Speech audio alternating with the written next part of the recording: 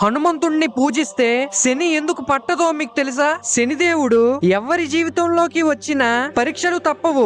ఒకసారి శనిదేవుడు హనుమంతుడిపై దృష్టి పెట్టాడు. ఈ వానరుణ్ణి కూడా పరీక్షించాలని అనుకుంటాడు. హనుమంతుడు మాత్రం ప్రశాంతంగా రామనామం జపిస్తున్నాడు. ఆ సమయంలో శనిదేవుడు హనుమంతుడి వద్దకి వచ్చి, నీపై నా ప్రభావం పడుతుంది. ఇది విన్న హనుమంతుడు ఒక నవ్వు నవ్వి, రామభక్తిపై నీ ప్రభావం పనిచేయదు శనిదేవా అని అన్నాడు.